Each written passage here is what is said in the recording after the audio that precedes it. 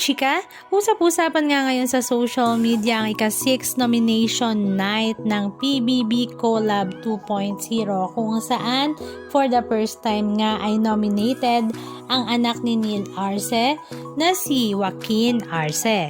Usap-usapan nga ito dahil for the first time nga ay nominated si Joaquin.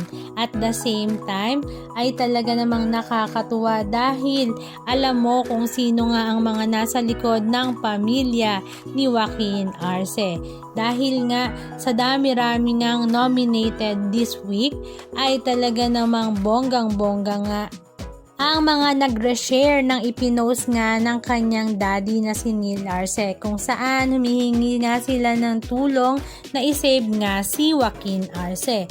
At alam nyo ba kung sino-sino ang nag-reshare ng post na ito? Unang-una syempre ay ang asawa nga ni Neil Arce na si Miss Angel Locsin. Sinundan naman ito ng kanilang mga kaibigan katulad na nga lang ni Nicole Anderson, Barbie Imperial, Dimples Romana, Andy Eigenman, maging si Ryan Bang, Marco Gumabaw. Hindi nga lang yun nagtatapos doon dahil inireshare nga din ito ng mga kaibigan ni Angel na sila Bea Alonso, maging si Meme Vice Ganda.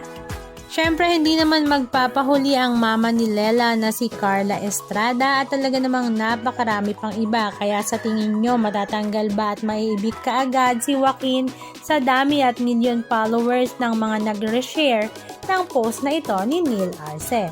Samantala ang solid 6 latest nominee nga ay sila Caprice Cayetano, Heath Jornales, Sophia Pablo, Joaquin Arce, Carmel Collado at Elisa Borromeo.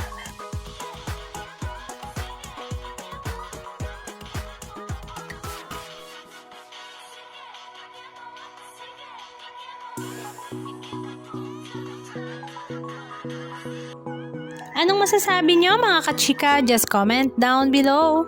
And please don't forget to subscribe.